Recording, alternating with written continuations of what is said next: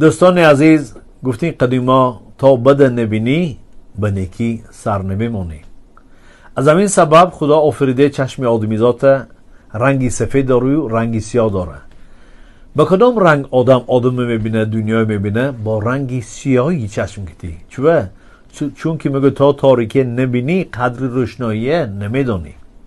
ابراهیم دوستانم عزیزانم، به این خیل حالت که همین ما و شما افتیدیم، نه که ماها الی کل دنیا از سبب وبای کرونا که همه درون خانه با کار رفته ممکن نیست، کنیسا رفته ممکن نیست، باغچه و مکتب و محکم، همه جا محکم.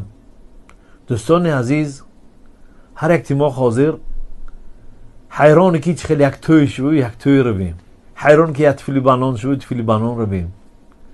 ولی که در وقتی تفلی بانان بودم با وقتی توی بودم با در وقتی که پرگرسیتینی به دستم می آمده میگفتیم با اشتراف آمده کن. دوستان عزیز، ببینید که خدا این کار رو نکرده که مقصد قدر دنیا دانیم، قدر نیکی های خدای دانیم. این خیلی سری پوری، این خیلی دور و دوران، این خیلی حیاتی خوشروی و زیبا که خدا دما داده قدرش ندانستیم. فقط ناشکری.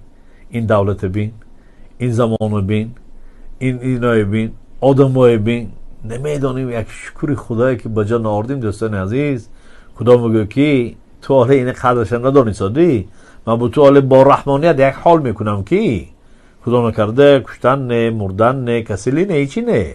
هم تو بدون خانه درونده میشینی، توی نمیری، معرکه نمیری، کنیسا نمیبرایی، آدمایی نمیبینی. انا بعد قدر آدما با میرسی، با قدر کنیسا میرسی، با قدر توی معرکه میرسی، با قدر خدایی که با تو همخی روزای بخشیده قدر هم به میرسی. دوستان عزیز، اگر برای همین شعور برای ما آمده باشه، اگر همین ما به دل ما حاضر عهد کرده، به دل ما دراریم که گوییم خدایا خداوند امروز جانیم چی که دمو میتی ما شکری توی بجا میبیاریم. دوستان عزیز، هم خیر روزا دیگه ما پیشوان نمیخوریم، دیگه خیر روزای نمیبینیم.